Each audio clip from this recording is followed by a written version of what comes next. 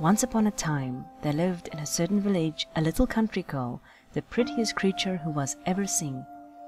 Her mother was excessively fond of her, and her grandmother doted on her still more. This good woman had a little Red Riding Hood made for her. It suited the girl so extremely well that everybody called her Little Red Riding Hood.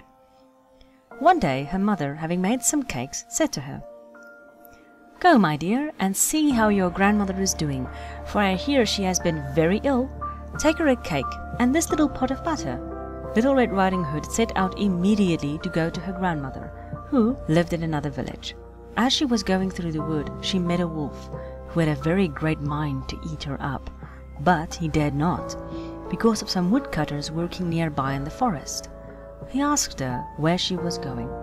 The poor child, who did not know that it was dangerous to stay and talk to a wolf, said to him, "I am going to see my grandmother and carry her a cake and a little pot of butter from my mother." "Does she live far off?" said the wolf. "Oh, I say," answered Little Red Riding Hood, "it is beyond that mill you see there, at the first house in the village." "Well," said the wolf, "I'll go and see her too. I'll go this way and you go that, and we shall see who will be there first." The wolf ran as fast as he could, taking the shortest path, and the little girl took a roundabout way, entertaining herself by gathering nuts, running after butterflies, and gathering bouquets of little flowers. It was not long before the wolf arrived at the old woman's house. He knocked at the door. "Who's there?" "Your grandchild, Little Red Riding Hood," replied the wolf, counterfeiting her voice as best he could, "who has brought you a cake and a little pot of butter sent you by mother." The good grandmother, who was in bed, because she was somewhat ill, cried out, "Pull the bobbin and the latch will go up." The wolf pulled the bobbin, and the door opened, and immediately he fell upon the good woman and ate her up in a moment, for it had been more than 3 days since he had eaten. He then shut the door and got into the grandmother's bed, expecting Little Red Riding Hood, who came some time afterwards and knocked at the door. "Who's there?" Little Red Riding Hood, hearing the big voice of the wolf, was at first afraid, but believing her grandmother had a cold and was hoarse, answered, "It is your grandchild, Little Red Riding Hood, who has brought you a cake and a little pot of butter mother sends you." The wolf cried out to her, softening his voice as best he could, "Pull the bobbin and the latch will go up." Little Red Riding Hood pulled the bobbin and the door opened. The wolf, seeing her come in, said to her, hiding himself under the bedclothes, "Put the cake and the little pot of butter up on the stool, and come and get into bed with me." Little Red Riding Hood took off her clothes and got into bed. She was greatly amazed to see how her grandmother looked in her night clothes, and she said to her, "Grandmother, what big arms you have!" "All the better to hug you with, my dear."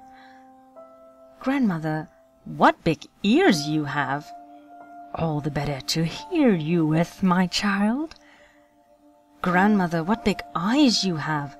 "All the better to see you with, my child." "Grandmother, what big teeth you've got!" "All the better to eat you up with."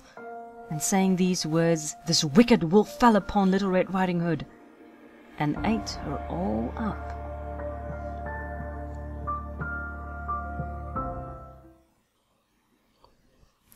And that is the story of Little Red Riding Hood, as told by Charles Perrault, who was the first writer of the original story. A lot of you are probably wondering, where's the woodcutter? Well, simply put, there was no woodcutter in the first published story of Little Red Riding Hood. It only came in after the Grimm brothers took it over and rewrote it a bit to give it a bit more of a happy ending. Now, I'd always heard a story running around that Little Red Riding Hood is essentially a story about pedophilia.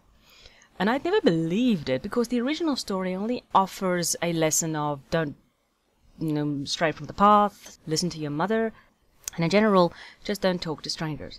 However, here's a very interesting footnote that Perrault wrote, and I quote, "Moral. Children, especially attractive, well-bred young ladies, should never talk to strangers, for if they should do so, they may well provide dinner for a wolf. I say wolf, but there are various kinds of wolves. There are also those who are charming, quiet, polite, unassuming, complacent, and sweet, who pursue young women at home and in the streets, And unfortunately, it is these gentle wolves who are the most dangerous ones of all. And that is essentially a warning against for girls to be more aware of sexual predators.